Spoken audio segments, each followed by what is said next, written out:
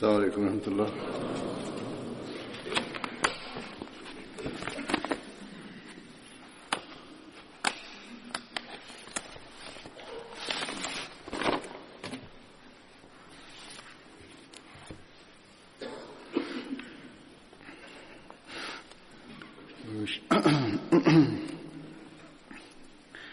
أشهد أن لا إله إلا الله وحده لا شريك له وأشهد أن محمدا عبده ورسوله أما بعد فأعوذ بالله من الشيطان الرجيم بسم الله الرحمن الرحيم الحمد لله رب العالمين الرحمن الرحيم مالك يوم الدين إياك نعبد وإياك نستعين اهدنا الصراط المستقيم صراط الذين أنعمت عليهم غير المغضوب عليهم ولا الضالين.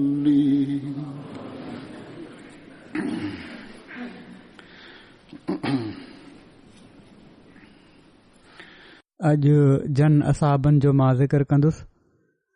उन्हनि मां पहिरियों नालो आहे हज़रत मुलैल बिन अल अज़हर जो. हिननि जी वालदा जो नालो उम्मे अमर बिनते अशरफ हो ऐं हिननि जो तालुक़ अंसार जे क़बीले औस सां हो. हिननि खे ग़ज़वे बदर ऐं ग़ज़वे उहद में शामिल थियण जी सआदत नसीब थी. हिकिड़ी रिवायत जे मुताबिक़ हिननि जा भाउ हज़रत अबू हबीब बिन अज़हर बि ग़ज़वे बदर ऐं ॿियनि ग़ज़वात में शामिल थिया हुआ.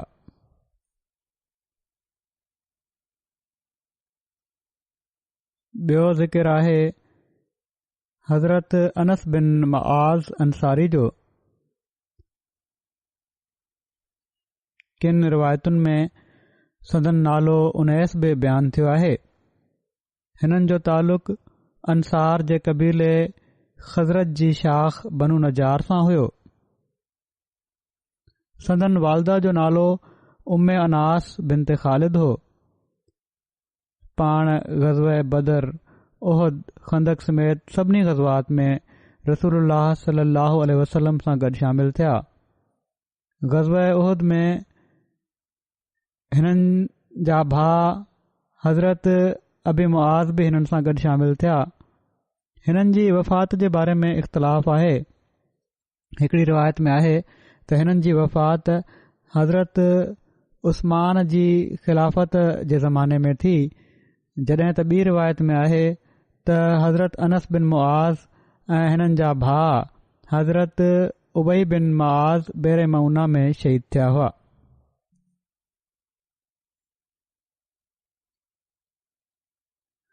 ॿियो ज़िक्र आहे हज़रत अबू शैख़ उबई बिन साबित रज़ी अल्लाह ताला अन्हो जो. हिननि जी कुनियत अबू शैख़ हुई. हज़रत उबई बिन साबित जो तालुक़ क़बीले ख़ज़रत जी शाख बनु अदी सां हुयो. हिननि जी कुनियत अबू शैख़ हुई. हिकिड़े कौल जे मुताबिक़ हीअ कुनियत हिननि जे पुट जी हुई. हिननि जी वालदा जो नालो सुख्ता बिनते हारसा हो. हज़रत उबई बिन साबित, हज़रत हसान बिन साबित ऐं हज़रत औस बिन साबित जा भाउ हुआ. पाण ग़ज़वे बदर ऐं ग़ज़वे उहद में शरीक थिया ऐं हिननि जी वफ़ात बेरे मऊना वारे वाक़े जे ॾींहुं थी। इन बारे में बि इख़्तिलाफ़ आहे त हज़रत उबई बिन साबित ग़ज़वे बदर में शामिल थिया हुआ या न। तारीख़ जा मुख़्तलिफ़ किताब आहिनि। इब्न इसहाक़ चवनि था त हज़रत उबई बिन साबित जाहिलियत जे ज़माने में फ़ौत थी विया हुआ ऐं ग़ज़वे बदर ऐं ग़ज़वे उहद में जेके शरीक हुआ उहे हिननि जा पुट अबू शेख बिन उबई बिन साबित हुआ। जॾहिं त अलामा इब्न हिशाम बदर में शामिल थियण वारनि में हज़रत अबू शेख उबई बिन साबित खे ॻणियो आहे। हज़रत उबई बिन साबित जी वफ़ात जे बारे में रिवायतुनि में मिले थो त पाण बेरे मऊना वारे वाक़े ॾींहुं फ़ौत थिया, जॾहिं त किन रिवायतुनि में हीउ बि मिले थो त हिननि जी वफ़ात ग़ज़वे उहद जे ॾींहुं थी। बहरहाल हीअ बि रिवायतुनि मां पतो पए थो त जेके असहाबी ग़ज़वे उहद जे ॾींहुं शहीद थिया उहे पाण न हुआ ऐं पर हिननि जा भाउ हज़रत औस बिन साबित हुआ। वरी हिकिड़ो ज़िक्र आहे हज़रत अबू बुरदा बिन नियार जो।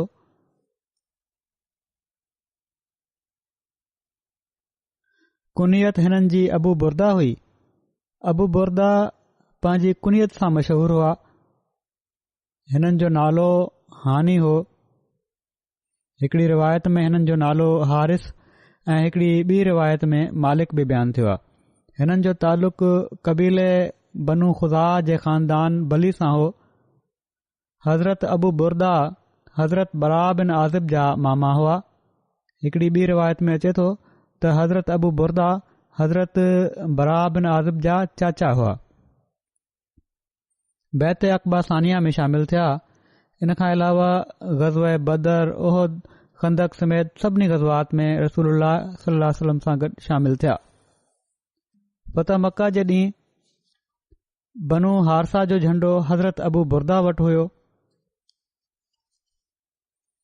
हज़रत अबू अब्स ऐं हज़रत अबू बुरदा जॾहिं इस्लाम क़बूलियो त ओड़ी महिल ॿिन्ही कबीले बनु हारसा जे बुतनि खे टोड़ियो, माना त पंहिंजा जेके बुत हुया कबीले जा उन्हनि खे।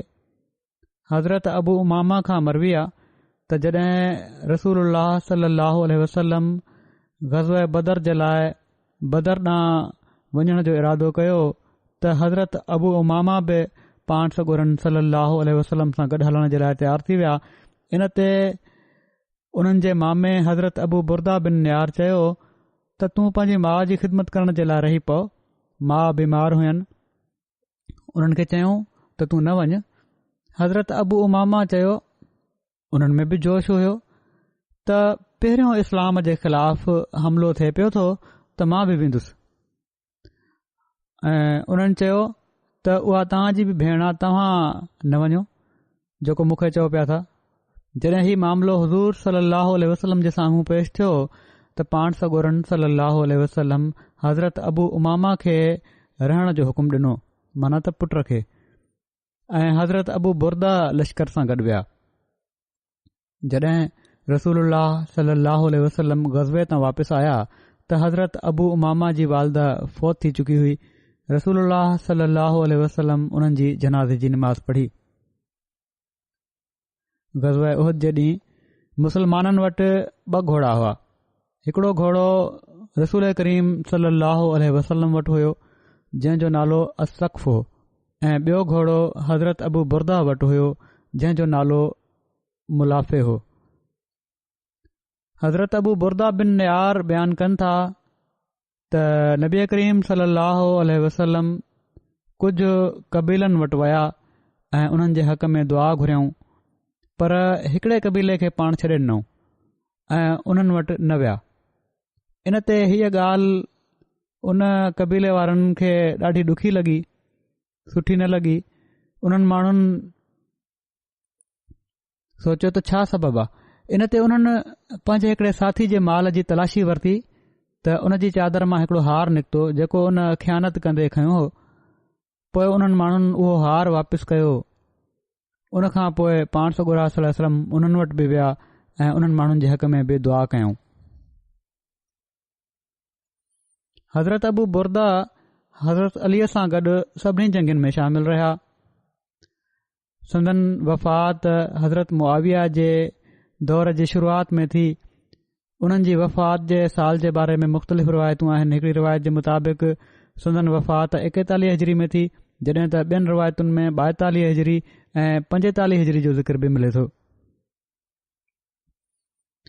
हज़रत बरा बिन आज़िब खां रिवायत आहे त रसूलुल्लाह सल्लल्लाहु अलैहि वसल्लम ईद उल अज़हा जे ॾींहुं निमाज़ खां पोइ असां सां मुख़ातिब थिया ऐं फ़रमायाऊं त जंहिं असांजी निमाज़ जहिड़ी निमाज़ पढ़ी ऐं असांजी क़ुर्बानी वांगुरु क़ुर्बानी कई त उन सही क़ुर्बानी कई, ऐं जंहिं निमाज़ खां पहिरियां क़ुर्बानी करे वरिती उहा बकरी गोश्त जे लाइ थी।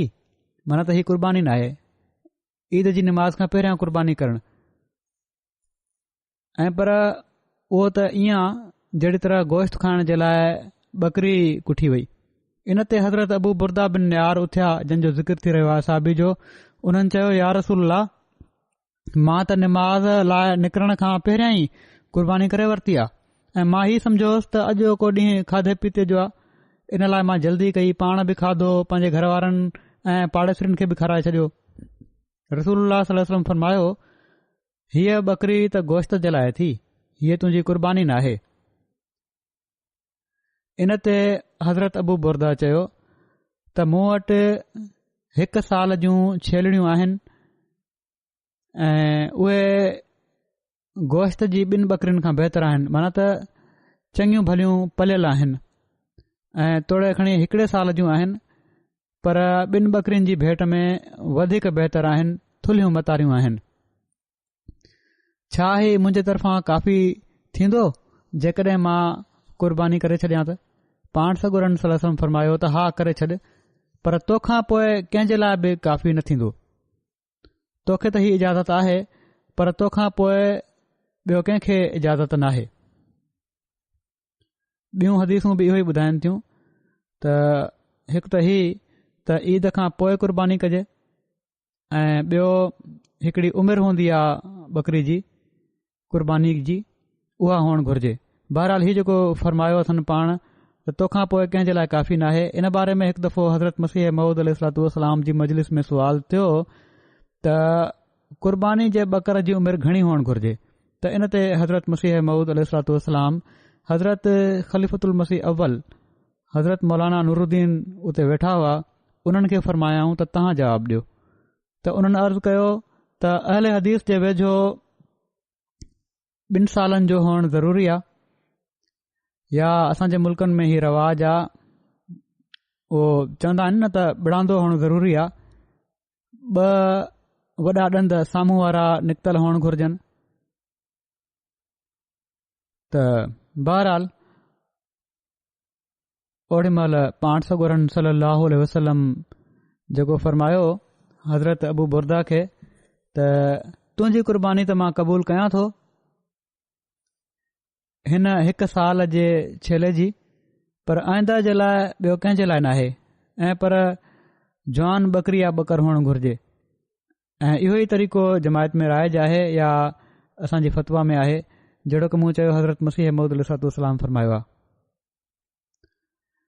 वरी ज़िक्र आहे हज़रत असद बिन यज़ीद जो। हज़रत असद जे वालिद जो नालो यज़ीद बिन अल-फाक़े हो ऐं उन्हनि जो तालुक़ अंसार जे कबीले ख़ज़रत जी शाख बनू ज़ुरैक सां हुयो। पाण ग़ज़वा बदर ऐं ग़ज़वा उहद में रसूलुल्लाह सल्लल्लाहु अलैहि वसल्लम सां गॾु शामिल हुआ। अल्लामा इब्न इसहाक़ असद जे बदिरां सअद बिन यज़ीद जो नालो असहाब बदर में लिखियो आहे। हज़रत असद बिन यज़ीद जे नाले जे बारे में मुख़्तलिफ़ राया आहिनि। किन हिननि जो नालो साद बिन ज़ैद, सईद बिन अल-फाक़े ऐं साद बिन यज़ीद बयानु कयो आहे। वरी हिकिड़ा बदरी असहाबी हुआ हज़रत तमीम बिन यार अंसारी। हज़रत तमीम जे वालिद जो नालो यार हो।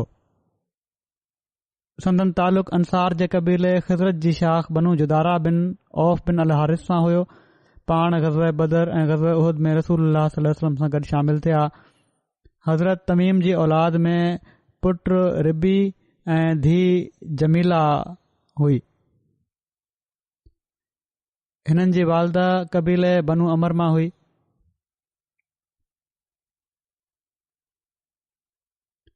वरी जंहिं असहाबी जो ज़िक्र आहे उन्हनि जो नालो आहे हज़रत औस बिन साबित बिन मुंज़िर।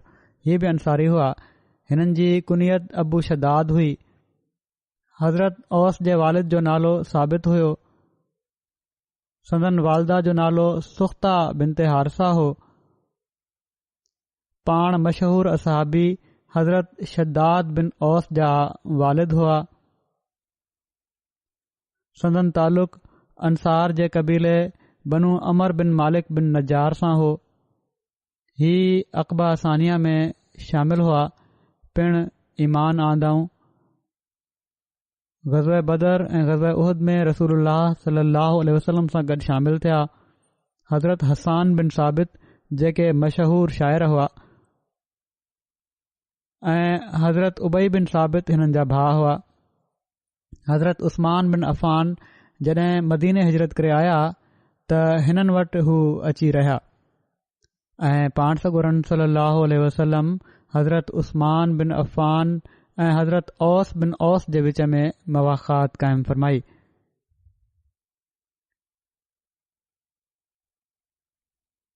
हिननि जी वफ़ात जे बारे में अब्दुल्ला बिन मोहम्मद बिन उमारा अंसारी चवनि था त हिननि जी शहादत ग़ज़वे उहद में थी हुई। के ॿिया इन सां इख़्तिलाफ़ बि कनि था, पर जेके इख़्तिलाफ़ करण वारा आहिनि उहे कमज़ोर रावी आहिनि। पोइ ज़िक्र आहे जंहिं असहाबी जो उन्हनि जो नालो आहे हज़रत साबित बिन खनसा। हिननि जो तालुक़ कबीले बनू गनम बिन अदी बिन नजार सां हुयो ऐं ग़ज़वे बदर में शामिल थियण जी सआदत हिननि खे नसीब थी। हिननि जे बारे में एतिरो ई इल्मु थियो आहे। वरी हज़रत औस बिन असामित हिकिड़ा असहाबी हुआ बदर जा, जन हिसो वरितो आहे बदर में। हज़रत औस बिन सामित हज़रत उबादा बिन सामित जा भाउ हुआ। हज़रत औस ग़ज़वे बदर ऐं उहद ऐं ॿियनि सभिनी ग़ज़वात में हुज़ूर सल्लल्लाहु अलैहि वसल्लम सां गॾु शरीक थिया। रसूलुल्लाह सल्लल्लाहु अलैहि वसल्लम हज़रत औस बिन सामित ऐं हज़रत मरसद बिन अबी मरसद अल गनवी जे विच में मवाख़ात क़ाइमु फ़रमाई।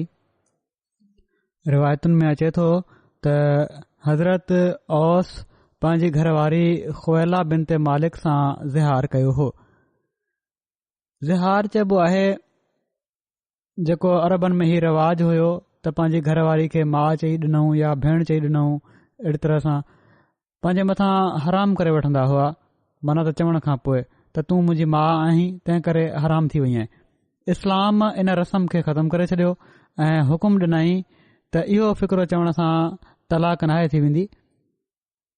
माउ भेण चयो वियो त तलाक नाहे थी वेंदी। हा, हीअ बेहूदा ॻाल्हि आहे जंहिं जी सज़ा में इस्लाम कफ़ारो मुक़ररु कयो आहे। हज़रत औस कफ़ारो ॾियण खां पहिरियां कफ़ारो न ॾिनो हुयईं, पंहिंजी घरवारी सां तालुक़ क़ाइमु करे वरितईं त रसूलुल्लाह सल्लल्लाहु अलैहि वसल्लम उन खे हुकुम ॾिनो त हीउ ग़लति आहे, 15 सा जव 60 मिसकीननि खे खाराए। माना त कफ़ारो हीउ आहे त 60 मिसकीननि खे तूं खाधो खाराए। ज़िहार जे बारे में क़ुर शरीफ़ में बि हुकुम आहे। अल्लाह ताला फरमाए थो त अल्लज़ीना युज़ाहिरून मिनकुम मिन निसाइहिम मा हुन्ना उम्महातिहिम इन उम्महातुहुम इल्लल्लाई वलदनहुम व इन्नहुम लयक़ूलून मुनकरम मिनल क़ौल व ज़ूरा व इन्नल्लाह लअफ़ुव्वुन गफ़ूर।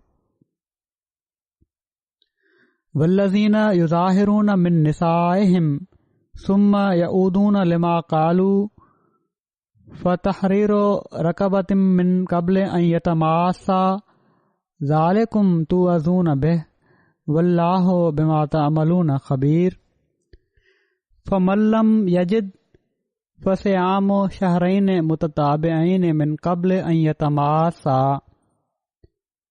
फमल्लम यस्तति फ़इत्आमु 60 मिस्कीना फमल्लम यस्तते फइतआमु सित्तीन मिस्कीना ज़ालिक लितुमिनु बिल्लाहि व रसूलिहि व तिल्का हुदूदुल्लाह वलिल काफ़िरीन अज़ाबुन अलीम। तव्हां मां जेके माण्हू पंहिंजनि घर वारनि खे माउ चई था ॾियनि उहे उन्हनि जूं माइरूं नथियूं थी सघनि। उन्हनि जूं माइरूं त उहे ई आहिनि जन उन्हनि खे ॼणियो आहे ऐं यकीनन उहे हिकड़ी तमामु नापसंदीदा ऐं कूड़ी ॻाल्हि चवनि था ऐं अल्लाह यकीनन ॾाढो दरगुज़र करण वारो ऐं ॾाढो बख़्शण वारो आहे। ऐं उहे माण्हू जेके पंहिंजनि घर वारनि खे माउ चई था ॾियनि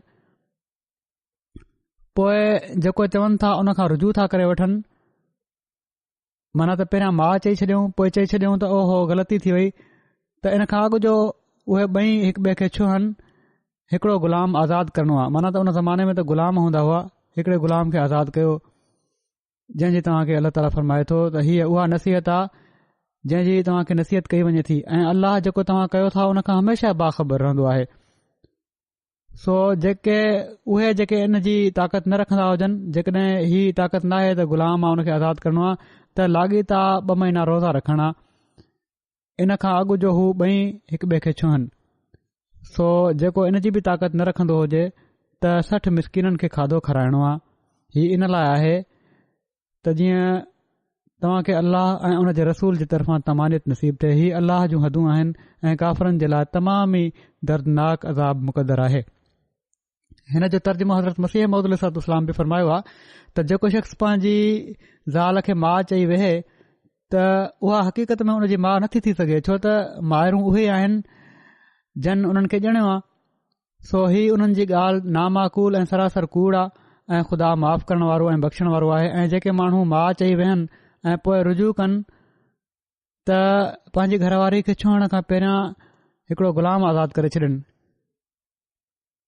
इहा ई ख़बीर ख़ुदा तरफ़ां नसीहत आहे। जेकॾहिं ग़ुलाम आज़ादु न करे सघनि त पंहिंजी ज़ाल खे छुहण खां पहिरियां 2 महीना लाॻीता रोज़ा रखनि ऐं जेकॾहिं रोज़ा न रखे सघनि त 60 मिसकीननि खे खाधो खाराए छॾनि। हज़रत खुवैला बिनत मालिक बिन सालबा खां रिवायत आहे त मुंहिंजे मुड़ुस औस बिन सामित मूं सां ज़िहार कयो त मां रसूलुल्लाह सल्लल्लाहु अलैहि वसल्लम वटि शिकायत खणी वियसि ऐं रसूलुल्लाह सल्लल्लाहु अलैहि वसल्लम इन जे बारे में मूंखे फरमाए रहिया हुआ त अल्लाह जी तक़वा अख़्तियार कर, हू तुंहिंजो सौट बि आहे। मूंखे इन ॻाल्हि ते इसरार रहियो एसिताईं जो क़ुर शरीफ़ जी हीअ आयत नाज़िल थी। उन्हनि चयो त मां कहिड़ी तरह थी सघे, चाचे जो पुट बि आहे तुंहिंजो ऐं घरवारी आहीं तूं हुन जी। चवनि थियूं मां बहरहाल इन ॻाल्हि ते इसरार कयो एसिताईं जो क़ुर जी हीअ आयत नाज़िल थी त क़द समय अल्लाह कौल लती तुजादिलुका फी ज़ौजिहा, क़द समय अल्लाह कौल लती तुजादिलुका फी ज़ौजिहा, त अल्लाह उन औरत जी ॻाल्हि ॿुधी वरिती जेका तव्हां सां पंहिंजे मुड़ुस जे बारे में झेड़ो पई करे। पाण सॻोरन सल्लल्लाहु अलैहि वसल्लम फरमायो त उहो माना त तुंहिंजो मुड़ुस हिकिड़ो ग़ुलाम आज़ादु करे। हाणे उन जी सज़ा ही आहे जेका आयत क़ुर शरीफ़ जो जहिड़ी तरह हुकुम आहे, उन खां पोइ सॼो तफ़सील आहे बयानु थी चुको आहे। पहिरियां त हिकिड़ो ग़ुलाम आज़ादु कयो। चवनि थियूं मां इन ते अर्ज़ु कयो त इन जी ताक़त न आहे हुन में, किथां आणे, हू त ग़रीब माण्हू आहे। पाण फरमायूं त पोइ 2 महीना लाॻीता रोज़ा रखे। मूं अर्ज़ु कयो त या रसूलल्लाह उन जी उमिरि अहिड़ी आहे जो हू लाॻीता रोज़ा बि नथो रखे सघे, इन जी ताक़त न आहे हुन में। त पाण फरमायूं त पोइ 60 मिसकीननि खे खाधो खाराए। इन ते मूं अर्ज़ु कयो त उन वटि त माल बि कोन्हे, उन वटि कुझु न आहे जंहिं मां हू सदको ॾे। खुवैला चवनि थियूं त उन वक़्तु ओॾी महिल मां उते वेठी हुअसि त ओॾी महिल हिकिड़ो खजूर जो थेलो आयो। पाण सॻोरन सल्लल्लाहु अलैहि वसल्लम जी ख़िदमत में कंहिं पेश कयो त मूं अर्ज़ु कयो त या रसूलल्लाह मां खजूरनि जे ॿिए थेले सां गॾु इन जी मदद कंदसि, माना त जेकॾहिं हीउ मूंखे मिली वञे त हिकिड़ो ॿियो थेलो इंतज़ाम थी सघे थो। पाण फरमायाऊं ठीकु आहे, वञ हीउ खणी वञ, थेलो खणी वञ ऐं इन मां उन जे तरफ़ां 60 मिसकीननि खे खाराए ऐं पोइ पंहिंजे चाचे जे पुट वटि वञ, माना त पंहिंजे मुड़ुस वटि वञ। का माधा तूं नाहे थी वई उन जे चवण सां।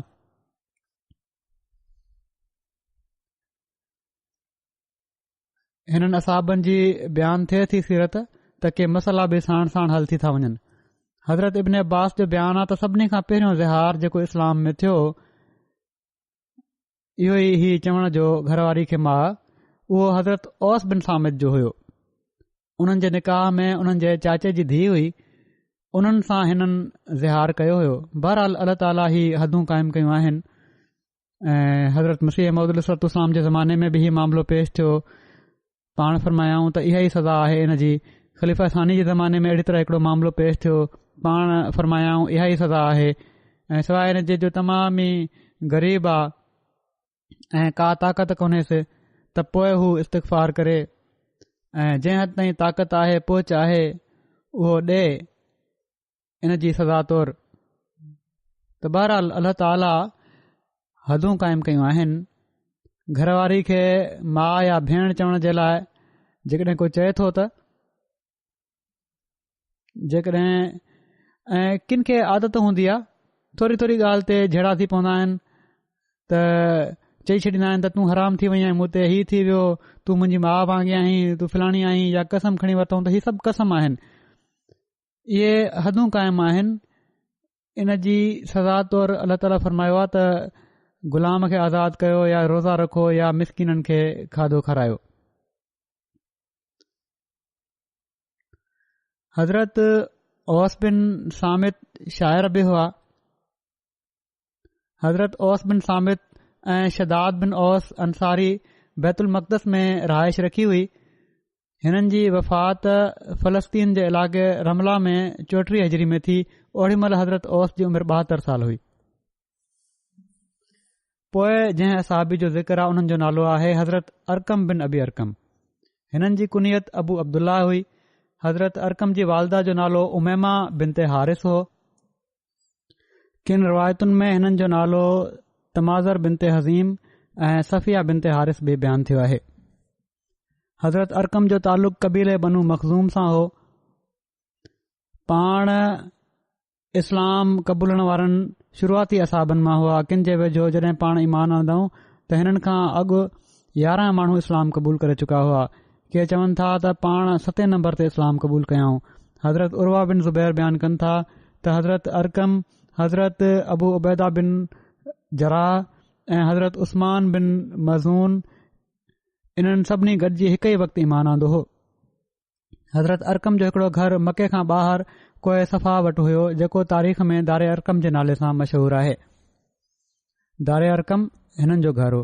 इन घर में रसूलुल्लाह सल्लल्लाहु अलैहि वसल्लम ऐं इस्लाम क़बूल करण वारा माण्हू इबादत कंदा हुआ। इते ई हज़रत उमर इस्लाम क़बूल कयो हुयो। हिननि जे इस्लाम क़बूल करण खां पोइ मुसलमाननि जो अंगु 40 थी वियो हुयो ऐं हिन घर मां ॿाहिरि निकिता हुआ। मन त हज़रत उमर जे इस्लाम क़बूल करण खां पोइ हीउ घर हज़रत अरकम जी मिल्कियत में रहियो। पोइ हिननि जे पोटनि हीउ घर अबू जाफ़र मंसूर खे विकिणी ॾिनो। इन जे बारे में सीरत ख़ातमुन नबीयीन में हज़रत मिर्ज़ा बशीर अहमद साहब जेको लिखियो आहे तफ़सील उहो ही आहे त इस्लाम जे पहिरें तबलीगी मर्कज़ माना त दारे अरकम जे बारे में पाण तहरीर फ़रमाइनि था त पाण सगोरन सल्लल्लाहु अलैहि वसल्लम ही सोचियो त मके में हिकड़ो तबलीगी मर्कज़ क़ाइमु कजे जिथे मुसलमान निमाज़ वग़ैरह जे लाइ बिना कंहिं रंडक जे गॾु थी सघनि ऐं अमुन ऐं इत्मिनान ऐं ख़ामोशी सां बाक़ायदा इस्लाम जी तबलीग करे सघिजे। इन मक़सद जे लाइ हिकड़े अहिड़े घर जी ज़रूरत हुई जेको मरकज़ी हैसियत रखंदो हुजे। जीअं त पाण सगोरन सल्लल्लाहु अलैहि वसल्लम हिकड़े नौ मुस्लिम अरकम बिन अबी अरकम जो घर पसंदि फ़रमायो जेको कोहे सफ़ा जे दामन में मौजूदु हुयो।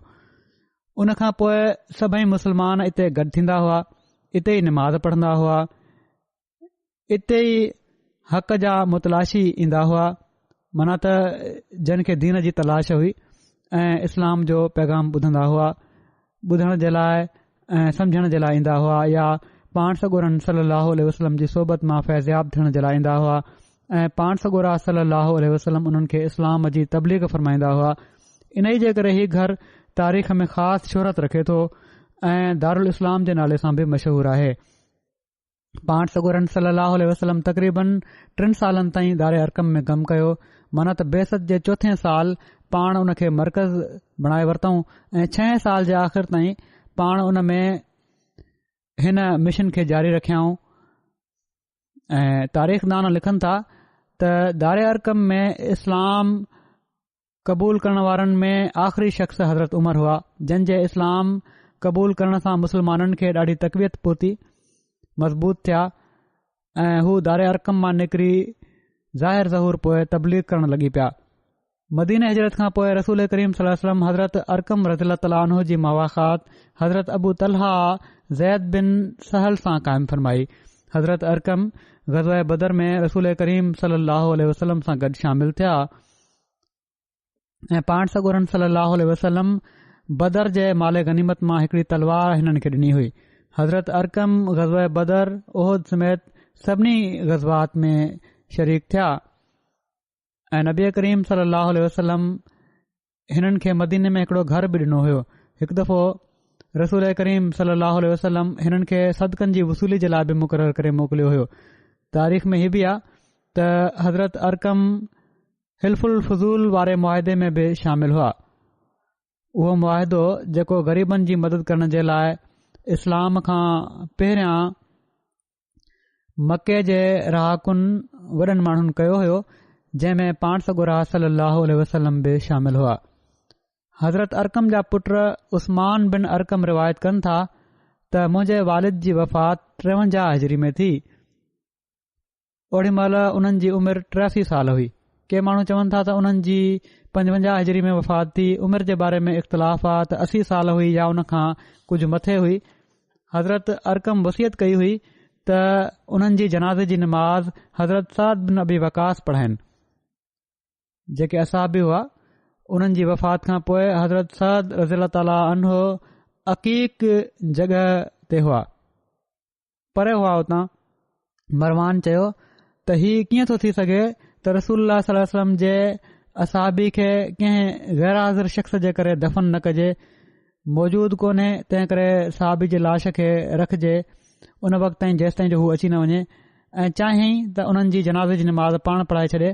पर उबैदुल्लाह बिन अरकम मरवान जी ॻाल्हि न मञी ऐं साद बिन अबी वकास जे अचण ते हज़रत अरकम जी जनाज़े जी नमाज़ पढ़ी वई ऐं जन्नतुल बकी में उन्हनि खे दफ़न कयो वियो। हिननि जे बारे में हिकड़ी रिवायत हीअ बि आहे त हिकु दफ़ो हज़रत अरकम बैतुल मक़दस वञण जे लाइ सफ़र जो सामान ॿधो तयारी कयईं, वञणु चाहिनि पिया ऐं रसूल करीम सल्लल्लाहु अलैहि वसल्लम वटि सफ़र ते वञण जे लाइ इजाज़त घुरियऊं त पाण सॻोरन सल्लल्लाहु अलैहि वसल्लम पुछा कई त छा तूं कंहिं ज़रूरत जे लाइ या वापार जे मक़सद सां वञी थो ओॾां बैतुल मक़दस में? हज़रत अरकम जवाबु ॾिनो त या रसूलुल्लाह सल्लल्लाहु अलैहि वसल्लम, मुंहिंजा माउ पीउ तव्हां ते घोर वञनि, को कमु कोन्हे, न ई वापार जे मक़सद सां वञणो आहे, ऐं पर बैतुल मक़दस में नमाज़ पढ़णु चाहियां थो। त इन ते रसूलुल्लाह सल्लल्लाहु अलैहि वसल्लम फरमायो त मुंहिंजी हिन मस्जिद में हिकड़ी नमाज़ ॿियनि मस्जिदनि जी हज़ारे नमाज़ुनि खां बहितर आहे। माना त हिते मदीने में सवाइ काबे जे, जंहिं ते हज़रत अरकम पंहिंजो इरादो मटाए छॾियो। वरी जंहिं असहाबी जो ज़िक्र आहे उन्हनि जो नालो आहे हज़रत बसबस बिन अमर।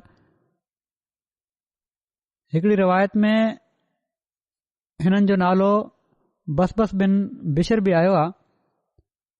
हज़रत बसबस जुहन्नी अंसारी जो तालुक़ कबीले बनू साइदा बिन काब बिन खज़रज सां हुयो, जॾहिं त उर्वा बिन ज़ुबैर जे मुताबिक़ हिननि जो तालुक़ बनू ज़रीफ़ बिन खज़रज सां आहे।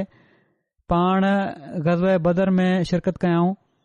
हिननि खे अंसार असाबनि में ॻणियो वञे थो। हिननि खे बुसैसा ऐं बुसैस ऐं बसबसा जे नाले सां बि ॼातो वञे थो।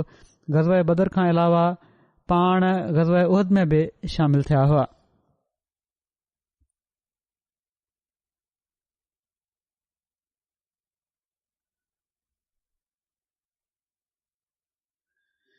ग़ज़वे बदर जे लाइ मदीने मां निकरण जो ज़िक्र कंदे सीरत ख़ातमुन नबीन में हज़रत मिर्ज़ा बशीर अहमद साहब ही लिखियो आहे त मदीने मां निकरंदे पाण सॻोरन सल्लल्लाहु अलैहि वसल्लम पंहिंजे पुठियां अब्दुल्ला बिन उमे मखतूम खे मदीने जो अमीर मुक़ररु कयो हुयो।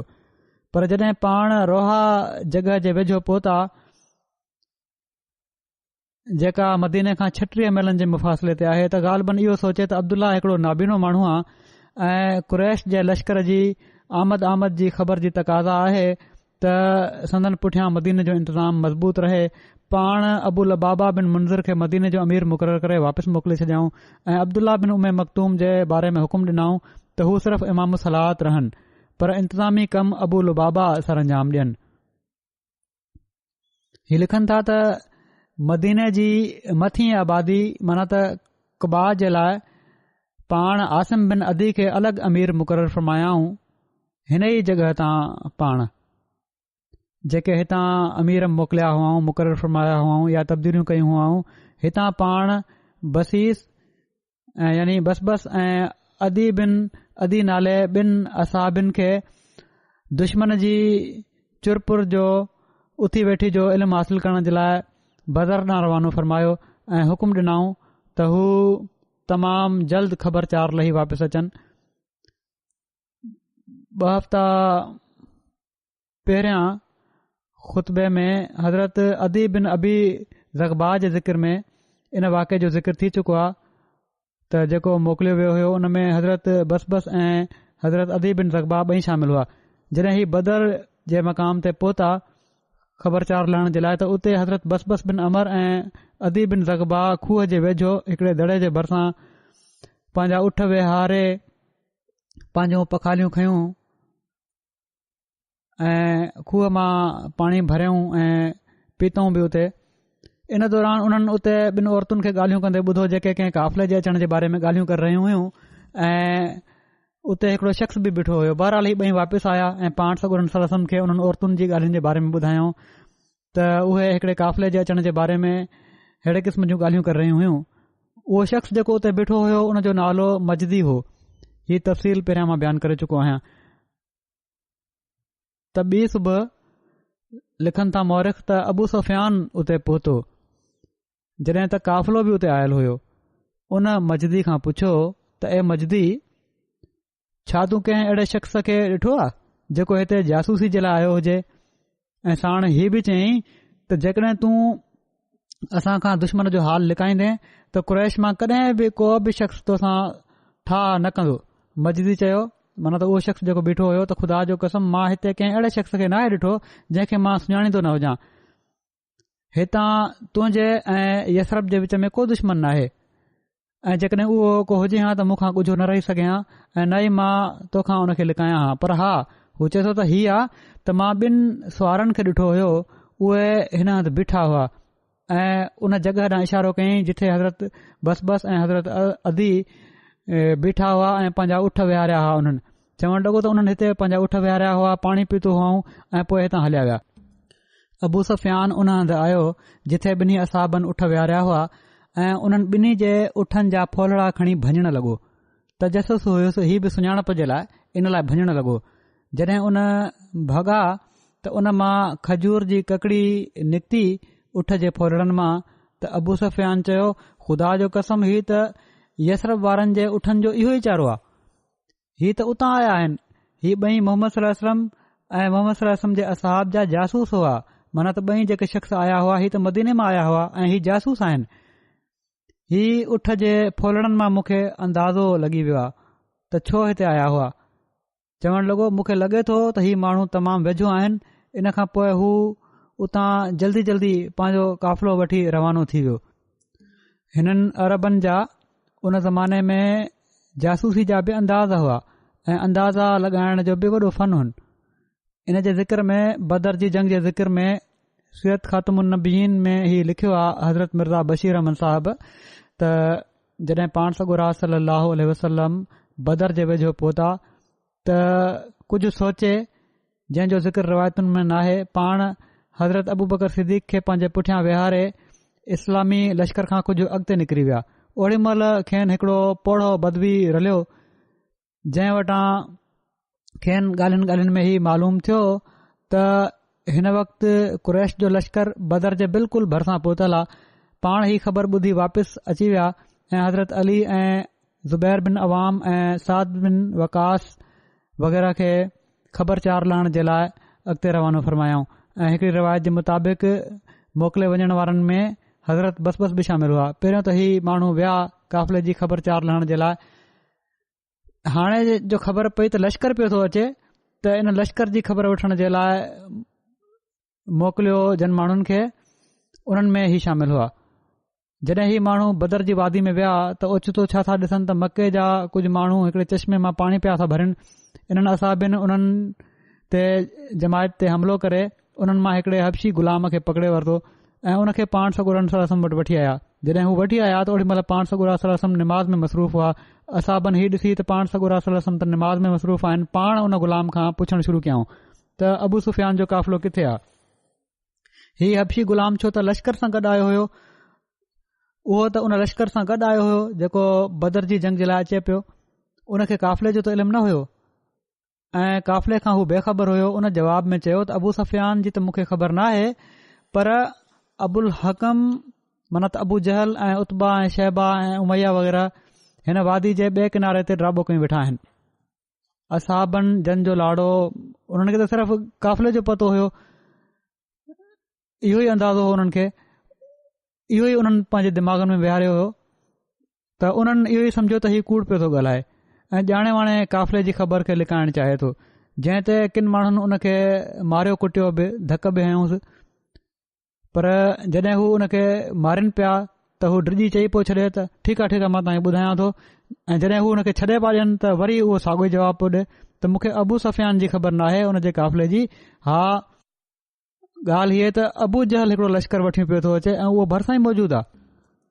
पाण सॻो रन सलाहु वसलम हीअ ॻाल्हियूं ॿुधियूं त पाण जल्दी में निमाज़ खां फ़ारिग़ थी असाबनि खे मारण खां झलियो ऐं फ़रमायाऊं त जॾहिं हू सची ॻाल्हि थो ॿुधाए त तव्हां हुन खे मारियो था ऐं कूड़ चवणु लॻे थो त छॾे था ॾियोसि।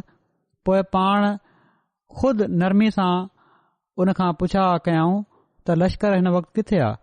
उन जवाब ॾिनो त हिन वक़्तु साम्हूं वारे दड़े जे पुठियां आहे। पाण पुछियऊं त लश्कर में घणा माण्हू आहिनि? उन जवाब ॾिनो त तमामु घणा आहिनि, पर पूरो अंग मूंखे मालूम नाहे। पाण फ़रमायाऊं ठीकु आहे, हीउ ॿुधाए त उन्हनि जे लाइ रोज़ानो घणा उठ कुठा वेंदा आहिनि खाधो खाइण जे लाइ? उन चयो त 10 कुठा वेंदा आहिनि। 10 उठ उन काफ़िले जे लाइ कुठा वेंदा आहिनि। सामान खां अलावा खाधे पीते जो बि एॾो सामान खणी आया हुआ त पाण सॻो रन सलम असाबनि ॾांहुं मुतवजह थी फ़रमायो त हीउ 10 उठ कुठा वेंदा आहिनि। इन जो मतिलबु आहे त 1000 माण्हू हिननि सां गॾु आया आहिनि ऐं हक़ीक़तन उहे एतिरा ई माण्हू हुआ। वरी जंहिं असाबी जो ज़िक्र आहे हज़रत सालबा बिन अमर अंसारी हुआ। हज़रत सालबा जो तालुक़ कबीले बनू नजार सां हुयो। संदन वालदा जो नालो कबशा हो, जो जेका मशहूर शाइर हज़रत हसान बिन साबित जी भेण हुई। हज़रत सालबा ग़ज़वा बदर समेत सभिनी ग़ज़वात में पाण सॻो रन सां गॾु शामिल थिया। पाण उन्हनि असाब में बि शामिल हुआ जन बनू सलमा जा बुत टोड़िया हुआ। संदन वफ़ात हज़रत उमर जी ख़िलाफ़त जे दौर में जंग जिसर माना त पुल वारी जंग में थी हुई। जंग जिसर 14 हिजरी या तबरी में 13 हिजरी दर्जा हीअ जंग थी हुई। ईरानियुनि सां हिन जंग में 2 धुरियूं माना त अबू उबैद जी निगरानी में मुस्लमाननि जो लश्कर ऐं बहमन जाज़विया जी निगरानी में ईरानी फ़ौज फुरात दरिया ते आम्हूं साम्हूं हुयूं। दरिया खे पार करे जंग करण जे लाइ हिकड़ी जिसर माना त पुल ठाही वई हुई। इन ई मुनासिबत सां इन खे जंग जिसर चयो वञे थो। किन जे वेझो हिननि जी वफ़ात हज़रत उस्मान जी ख़िलाफ़त जे दौर में मदीने में थी हुई। वरी जंहिं असाबी जो ज़िक्र आहे उन्हनि जो नालो आहे हज़रत सालबा बिन गनमा। हज़रत सालबा जो नालो हिकड़ी रिवायत में सालबा बिन अनमा बि बयानु थियो आहे। हज़रत सालबा जी वालदा जो नालो जहीरा बिनते कैन हो। संदन तालुक़ अंसार जे कबीले बनू सलमा सां हुयो। हज़रत सालबा उन्हनि 70 असाब में शामिल हुआ जन बैत अकबर सानिया में हुज़ूर सल्लल्लाहु अलैहि वसल्लम जे हथ ते बैत कई हुई। हज़रत सालबा जॾहिं ईमान आंदो त पाण हज़रत मुआज़ बिन जबल ऐं अब्दुल्ला बिन उनैस सां रलजी बनू सलमा जा बुत भॻा हुआ माना त पंहिंजे ई कबीले जा। पाण ग़ज़वे बदर उहद ऐं खंदक में शरीक थिया ऐं ग़ज़वे खंदक में हुबैरा बिन अबी वहब हज़रत सालबा खे शहीद कयो। हिकड़ी रिवायत जे मुताबिक़ हज़रत सालबा ग़ज़वे ख़ैबर जे मौक़े ते शहीद थिया हुआ। वरी जंहिं असाबी जो ज़िक्र आहे उन्हनि जो नालो आहे हज़रत जाबिर बिन ख़ालिद। हज़रत जाबिर बिन ख़ालिद जो तालुक़ अंसार जे कबीले बनू दीनार सां हो। हज़रत जाबिर बिन ख़ालिद ग़ज़वे बदर ऐं उहद में शामिल थिया हुआ। वरी हिकड़ा असाबी आहिनि हज़रत हारिस बिन नौमान बिन उमैया अंसारी। हज़रत हारिस जो तालुक़ अंसार जे कबीले औस सां हुयो। पाण ग़ज़वे बदर ऐं ग़ज़वे उहद में रसूलुल्लाह सल्लल्लाहु अलैहि वसल्लम सां गॾु शामिल थिया। पाण हज़रत अब्दुल्ला बिन जुबैर ऐं हज़रत फवाद बिन जुबैर जा चाचा हुआ, जंग सफ़ीन जे मौक़े ते हज़रत अली तरफ़ां शामिल थिया हुआ। वरी हज़रत हारिस बिन अनस अंसारी आहिनि। हिननि जी वालदा जो नालो हज़रत उमे शरीक हो ऐं वालिद अनस बिन राफ़े हुआ। हिननि जी वालदा बि इस्लाम क़बूल कयो ऐं रसूलुल्लाह सल्लल्लाहु अलैहि वसल्लम जी बैत कयई। हज़रत हारिसा जो तालुक़ कबीले औस जी शाख बनु अब्दुल अशल सां हो। ग़ज़वे बदर ऐं उहद में शामिल थिया हुआ। ग़ज़वे उहद में हिननि खे शहादत नसीब थी। हज़रत हारिस उन्हनि कुझु असाबनि मां हुआ जेके ग़ज़वे उहद में हज़रत अब्दुल्ला बिन जुबैर सां गॾु दरे ते ॼमिया बीठा रहिया ऐं शहीद थिया। वरी हज़रत हुरैस बिन ज़ैद अंसारी हुआ, हिकिड़ा असहाबी। हिननि जो रिवायत में नालो ज़ैद बिन सालबा बि बयानु थियो आहे। हज़रत हुरैस जो तालुक़ कबीले ख़िज़रत जी शाख बनु ज़ैद बिन हारिस सां हो। पाण पंहिंजे भाउ हज़रत अब्दुल्ला सां गॾु ग़ज़वे बदर में शामिल थिया हुआ, जिन खे अज़ान बाबति रोया ॾेखारियो वियो हो। पाण ग़ज़वे उहद में बि शामिल थिया हुआ। हिननि जे भाउ खे बि अज़ान जे लफ़्ज़नि जे बारे में ॿुधायो वियो हो। पोइ जंहिं असाबी जो ज़िक्र आहे उन्हनि जो नालो आहे हज़रत हारिस बिन असेमा। हज़रत हारिस बिन असेमा जो तालुक़ अंसार जे कबीले बनु नजार सां हो ऐं बेरे मौना जे ॾींहुं ही शहीद थिया हुआ। पाण सगोरन सल्लल्लाहु अलैहि वसल्लम हारिस ऐं हज़रत सुहैब बिन सनान जे विच में मवाख़ात क़ाइमु फरमाई हुई। हज़रत हारिस बिन असेमा ग़ज़वे बदर जे लाइ रसूलुल्लाह सल्लल्लाहु अलैहि वसल्लम सां गॾु रवाना थिया। जॾहिं अर्रोह जे मक़ाम ते पहुता त मंझंदि मज़ीद सफ़र जी ताक़त न रही। रसूलुल्लाह सल्लल्लाहु अलैहि वसल्लम हिननि खे मदीने वापसि मोकिले छॾियो, पर गनीमत जे मालनि में हिननि जो हिसो बदर में शामिल थियण वारनि वांगुरु मुक़ररु फरमायो। माना त अमलनि ही शामिल न थिया हुआ, पर हिकिड़े जज़्बे हेठि निकिता हुआ, पर सिहत इजाज़त न ॾिनी या बीमार थी पिया हूंदा ओड़ी महिल, तंहिं करे हिननि खे वापसि मोकिलियो वियो। पर हिननि जी नियत ऐं जज़्बे खे ॾिसी पाण सगोरन सल्लल्लाहु अलैहि वसल्लम हिननि खे बदर में शामिल थियण वारनि असाबनि में ॻणियो। पाण ग़ज़वे उहद में शरीक हुआ। उन ॾींहुं जॾहिं माण्हू खिंडरी विया त ओड़ी महिल हज़रत हारिस साबित क़दम रहिया। हज़रत हारिस पाण सगोरन सल्लल्लाहु अलैहि वसल्लम जी मौत ते बैत कई। पाण उस्मान बिन अब्दुल्ला बिन मुग़ीरा मखज़ूमी खे क़तलु कयाऊं, माना त हज़रत हारिस, ऐं उन जो जेको जंगी लिबास ऐं सामान हो उहो खयों, जंहिं में उन जी ज़िर ऐं लोही टोप ऐं तलवार हुई। रसूलुल्लाह सल्लल्लाहु अलैहि वसल्लम उहो सामान हिननि खे ई ॾेई छॾियो। रसूलुल्लाह सल्लल्लाहु अलैहि वसल्लम खे जॾहिं उस्मान बिन अब्दुल्ला जी हलाकत जी ख़बर पई त पाण फरमायाऊं त सभु तारीफ़ूं अल्लाह जे लाइ आहिनि जंहिं उन खे हलाक कयो। तमामु ख़तरनाक दुश्मन हुयो, हीउ हिकिड़ो मुशरिक हुयो ऐं ग़ज़वे उहद जे ॾींहुं नबी करीम सल्लल्लाहु अलैहि वसल्लम खे नुक़सान पहुचाइण जे मक़सद सां पूरा हथियार ॿधल थी आयो हो। ग़ज़वे उहद जे ॾींहुं रसूलुल्लाह सल्लल्लाहु अलैहि वसल्लम पुछियो त मुंहिंजे चाचे हमज़ा सां छा थियो। हज़रत हारिस उन्हनि जी ॻोल्हा में निकिता। जॾहिं हिननि खे देरि थी वई त हज़रत अली रवाना थिया ऐं हारिस वटि पहुता त ॾिठऊं त हज़रत हमज़ा शहीद थी चुका आहिनि।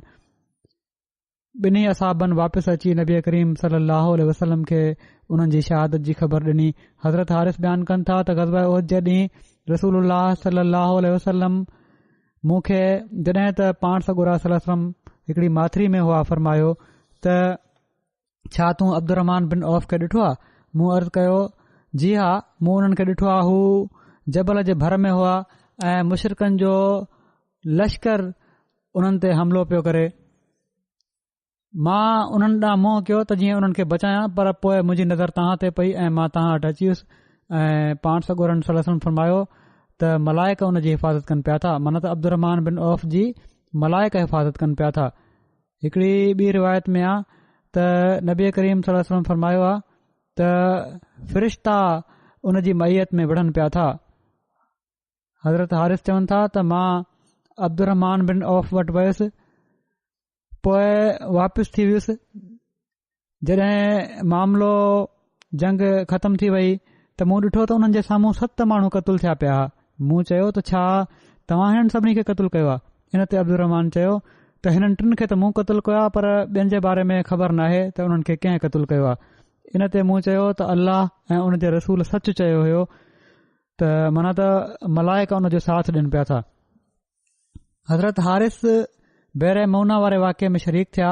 जेॾी महिल हीउ वाक़ियो थियो ऐं असाबनि खे शहीद कयो वियो, ओॾी महिल हज़रत हारिस ऐं अमर बिन उमैया उठनि खे चाढ़ण विया हुआ। सीरत इब्न हिशाम में 2 सहाब अमर बिन उमैया ऐं हज़रत मुंज़िर बिन मोहम्मद जो दर्जा। बहरहाल हीअ रिवायत किन किताबनि जी रिवायत में ही हुआ जेके उठनि खे चाराइण वारा हुआ। बहरहाल जॾहिं वापसी ते हिन रिवायत जे मुताबिक़ जेका ही चए थी त ही हुआ, ही पंहिंजे उन हंधि पुता जिथे तरसियल हुआ त ॾिठूं त पखी उते वेठा आहिनि, त हिननि समझी वरितो त हिननि जा साथी शहीद थी चुका आहिनि। हज़रत हारिस हज़रत अमर खे चयो त तव्हांजी छा राय आहे? अमर चयो त मुंहिंजो त ही ख़्यालु आहे त रसूल सल्लल्लाहु अलैहि वसल्लम वटि हलिजे ऐं वापसि ख़बर वञी ॾिजे उन्हनि खे। हज़रत हारिस चयो त मां हिन जॻह खां पोइ न रहंदुसि जिथे मुंज़िर खे क़तलु कयो वियो आहे, जीअं त पाण अॻिते वधिया ऐं विढ़ंदे शहीद थी विया। हज़रत अब्दुल्ला बिन अबी बकर चवनि था त हारिस जी शहादत दुश्मननि तरफ़ां लाॻीतन उछले वञण वारनि नेज़नि जे करे थी हुई जेके हिननि जे जिस्म में खुपी विया हुआ ऐं पाण शहीद थी विया। अल्लाह ताला हिननि सभिनी बदरी असहाबनि जा दर्जा बुलंद खां बुलंद फरमाईंदो वञे।